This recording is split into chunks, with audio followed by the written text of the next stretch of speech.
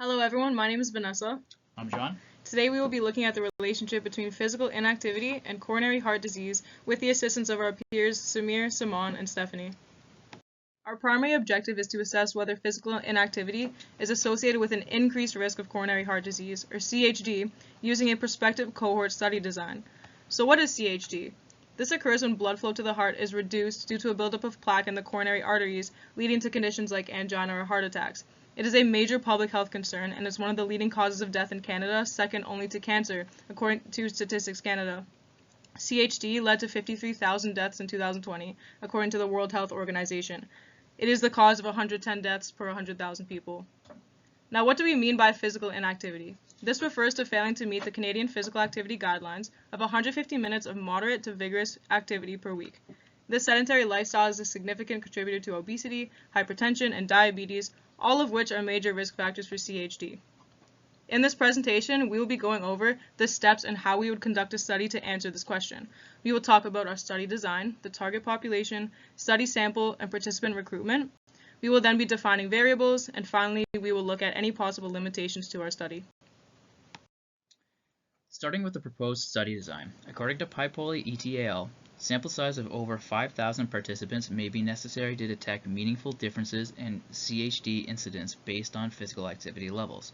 For our proposed study, we will be using a sample size of approximately 25,000 participants, as this would add to the knowledge base. We will need a large sample so that enough cases do occur to obtain enough data. To ensure that the results are reflective of the general population, we will focus on recruiting adults aged 20 to 30 from the Greater Toronto Area, which is well known to be diverse and urbanized population. This population is relevant since urban lifestyles often contribute to higher rates of sedentary behavior. By choosing the GTA, we avoid the limitations of smaller, less diverse communities, ensuring our findings are generalizable to the broader demographic. The duration of the study will be 30 years, as this is when the incidences of coronary heart disease are more likely to occur. As for inclusion criteria, adults must be aged 20 to 30. We will focus on adults who are physically capable of engaging in physical activity and committed to participating in periodic follow-ups, ensuring reliable long-term data collection. Exclusion criteria: participants with pre-existing coronary heart disease, severe chronic illnesses, or conditions that limit physical activity will be excluded, as they would confound results and skew our findings. We will also be excluding those with chronic substance abuse problems, such as alcohol abuse. We will be excluding persons with diagnosed mental health conditions, such as schizophrenia, as people with this disorder will be less likely to follow protocol laid out and would be more likely to drop out. The ideal study design for this association would be a prospective cohort study. Although RCTs are the best type of study to indicate causality, we can't just randomly assign people to either be physically active or to not be. A prospective cohort study allows people to choose their exposure. Those who are physically inactive are in the exposed group, while those who are physically active are in the non-exposed, or the control group. A prospective cohort study establishes a temporal relationship between the exposure, which is the physical inactivity, and the outcome, CHD incidence. What this means is that we can then show a statistically significant association between physical activity and the incidence of CHD. This is the best approach because it allows us to follow up a large group of people over time, and it also allows us to track changes in behavior and health. It also minimizes recall bias that would be present in a retrospective study, such as a case control. For the selection and recruitment of this study cohort, we will be using a stratified random sampling approach, ensuring that our sample reflects diverse demographics of the Greater Toronto Area. For example, the population in Markham is more likely to be of Asian descent.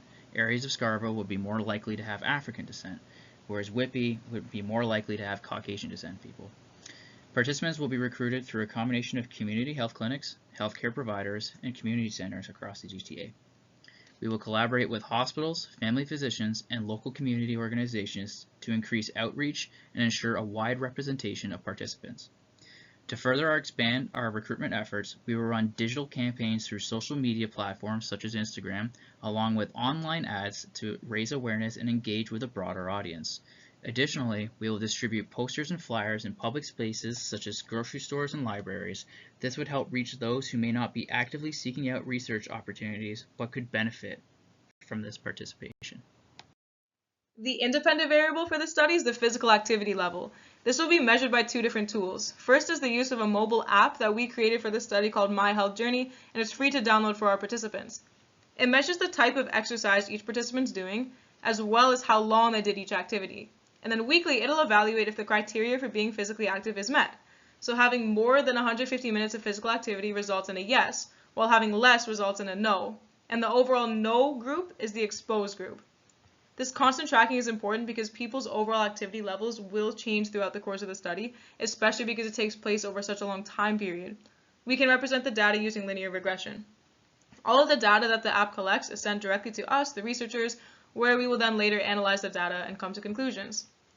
The second thing is that participants will also be asked to fill out a questionnaire once a year, and it's sent as a Google form directly to their emails. In these questionnaires, participants will be asked questions based on what's their age, what's their gender, their occupation, their overall physical activity status, overall time spent sedentary, and if they have a family history of CHD. This data will be collected and shown as a linear regression model showing how much physical activity each participant is doing matched up with their age, gender, etc. Monetary incentives will be given out upon completion of these questionnaires to attempt to get as much participation as possible. Our dependent variable is the incidence of coronary heart disease, including myocardial infarction, angina, and ischemic heart diseases. To ensure comprehensive and accurate data collection, we'll employ the following strategies. Incident documentation. CHD events will be documented through hospital admissions, validated clinical diagnosis, and death certificates in alignment with standardized methods from prior research, such as Roth ETEL. Annual clinic exams. These exams include physical assessments, detailed medical histories, and focused on cardiovascular screenings. There will also be laboratory testings. These will basically be done to check the biomarkers like cholesterol levels and inflammatory markers such as C-reactive proteins. Some advanced health assessments, these would be happening every 2 to 5 years, where they would be getting an ECG. This detects arrhythmia, myocardial infarction, and other heart abnormalities. Echocardiograms, these evaluate heart function, and stress tests. So a stress test is exercise-induced ischemia or angina that could happen. The rigorous approach ensures that we not only track CHD incidence, but also captures progression and underlying mechanisms throughout the study period.